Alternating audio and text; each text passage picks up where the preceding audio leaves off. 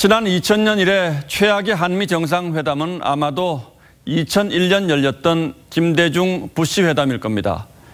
햇볕 정책을 놓고 맞서면서 분위기가 싸늘했습니다.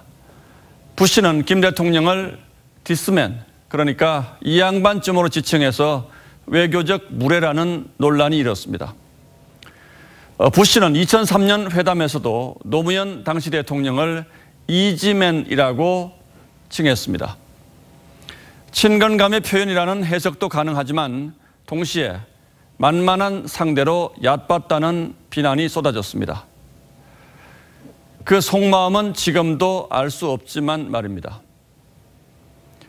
트럼프 대통령 역시 지난 5월 문재인 대통령을 가리켜 This is a good man이라고 했는데 따져보면 부시가 This man이라고 한 것과 별반 다르지 않습니다.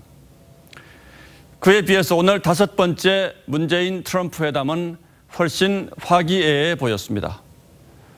트럼프 대통령은 문 대통령을 아주 좋은 친구라고 불렀고 FTA 공동 성명에 서명한 펜을 깜짝 선물하기도 했습니다.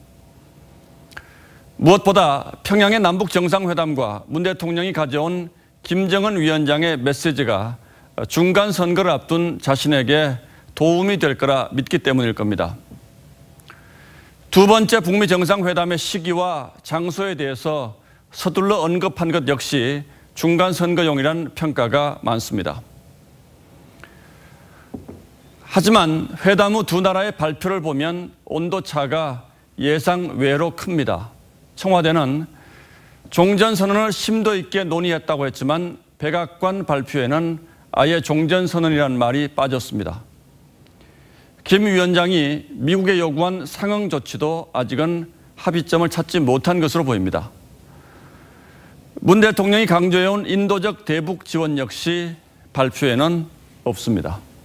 대신 백악관은 강력한 대북 제재를 또다시 강조했습니다. 회담의 겉모습만 보면 모든 일이 순조로운 것 같지만 그 내용을 자세히 따져보면 이처럼 이번 한미 정상회담 역시 냉엄한 국제정치의 현실 그 이상도 이하도 아닌 겁니다. 아무리 그럴듯한 이벤트로 포장을 해도 한반도 문제의 핵심이 북한의 비핵화라는 사실은 변치 않습니다. 언젠가는 한반도의 진정한 평화가 올 거란 희망을 가지면서 고통스럽지만 다시 한번 그 핵심에 집중할 때인 것 같습니다. 9월 25일 앵커의 시선은 문재인 트럼프 5번째 만남이었습니다.